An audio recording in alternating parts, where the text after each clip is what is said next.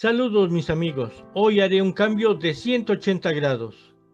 Pues después de estarles ofreciendo trabajos con viajes espaciales, hoy retrocederé a la prehistoria. Para ello utilizaré un gran pedazo de corteza de árbol que me encontré tirado en el parque. Le he dado una mano de resistol blanco por ambos lados para cerrar un poco el poro y que no absorba tanto la pintura. Y después de realizar el dibujo de las figuras humanas con lápiz blanco, pintaré únicamente con óleos. Lo que pintaré será un paisaje caótico con volcanes en erupción y tierra que se levanta y se hunde, con un estilo semejante a una pintura rupestre. El ser humano ha evolucionado durante miles de años para llegar a lo que somos ahora. Hubo un tiempo en que ni la tecnología, ni la cultura, ni el arte, ni nada existía. El lenguaje apenas se desarrollaba con señas y sonidos guturales, y la ignorancia sobre los fenómenos naturales era total. Esto llevaba a la humanidad de aquella época a situaciones extremas de miedo y desamparo. Una situación como esa se describe en la siguiente historia original del licenciado Jorge Oropesa. Y mientras hago la pintura, se las narraré. El ruido de hojas secas que el viento movía y eventualmente algo aplastaba, alertó al animal semejante a un cerdo con grandes colmillos que pasaba en la pradera.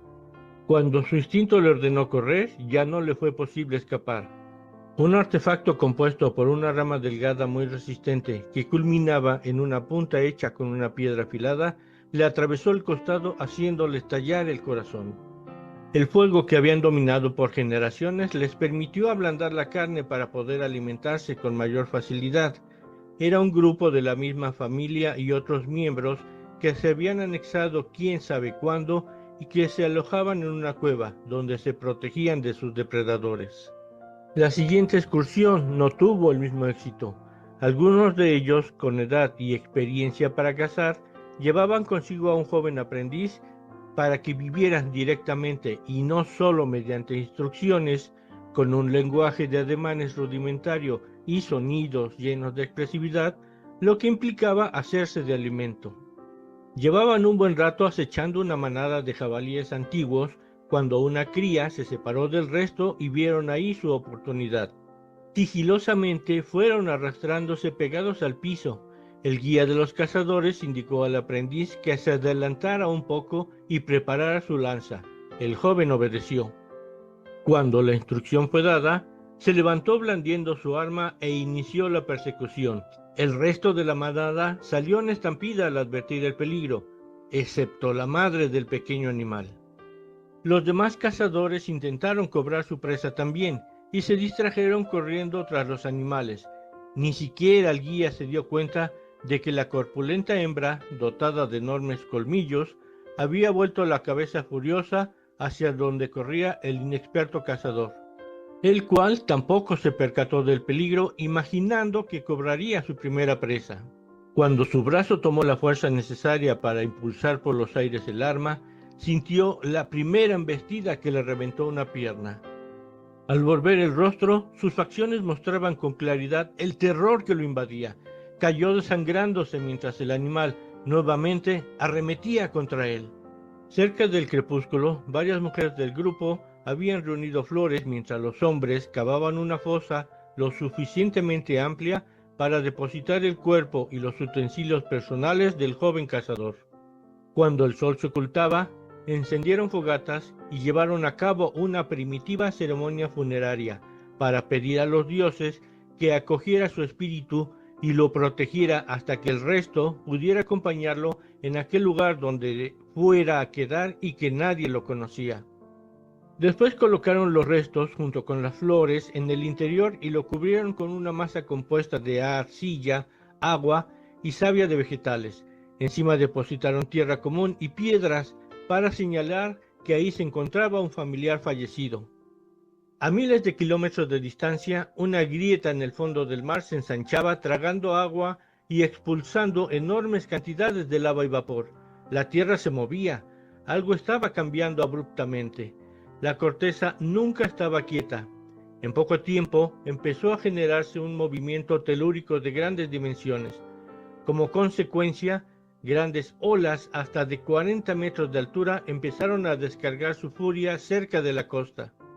El fenómeno era tan intenso que, a pesar de la distancia, el grupo de nómadas empezó a sentir bajo sus pies una vibración que ya conocían, pero que en ocasiones les infundía un miedo difícil de describir, dada la dimensión del evento y su ignorancia acerca de los fenómenos naturales.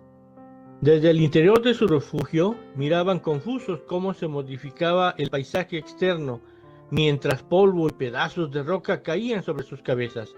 Se miraban unos a otros, tratando quizás de que alguno tomara el liderazgo y pusiera orden en la situación, pero no ocurrió. La mayoría salió apresuradamente y con mucho temor al notar que el techo del refugio se les venía encima. Los integrantes se dispersaron, las madres tomaron a sus vástagos y corrieron sin saber dónde. El jefe tribal intentaba ponerse a resguardo sin tener la idea de cómo, pero sin ceder al instinto de salvar a sus semejantes. La tierra no cedía en su agitación. Por momentos, la calma parecía que volvía, pero después de diversas pausas, la situación volvía a sentirse igual. Algunas grietas empezaron a abrirse en la superficie, tragando lo que estaba sobre de ellas. Ahí desaparecieron algunos miembros del grupo. Las piedras que cubrían la tumba del joven fallecido rodaron con la agitación terrestre, quedando solamente un promontorio de tierra fracturado. El cielo había perdido su color, dando paso a una espesa nube oscura que no dejaba ver el horizonte. Cerca del amanecer, un grupo de sobrevivientes pudo reunirse nuevamente en la pradera, cerca de su cueva, la cual había cambiado totalmente su imagen. La parte alta, antes suficientemente alta para permitir que la luz del sol entrara hasta varios metros en el interior, se había reducido a muy poco, obligándolos a desplazarse en 4 patas más adentro. La tumba había desaparecido. Sus utensilios estaban destruidos. Pocos eran los objetos que estaban intactos. Pensaron en emigrar una vez más a un sitio que les diera confianza y algo de abrigo. Solo esperaban la orden del jefe mayor. Aguardaron poco tiempo para observar con cierta satisfacción que su guía tribal llegaba con unos pocos miembros rescatados. Pasaron un rato mirándose, estrechándose y oliéndose. Las miradas ahora mostraban felicidad y en algunos resignación. Los dioses se habían disgustado. Algo habían hecho mal, pero la calma había vuelto. Era necesario ponerse de acuerdo en las opciones disponibles. Quizás era menester ofrecer un sacrificio. El jefe lo decidiría. El sol despuntó como siempre, pues la tierra se había calmado. Mientras tanto, se observaba la figura del grupo alrededor de una nueva fogata mirando al cielo.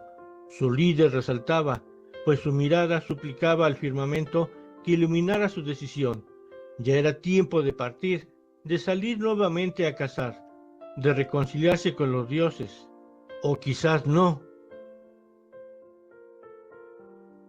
Todo mi agradecimiento para las personas que me acompañan y disfrutan de mis fantasías visuales y auditivas.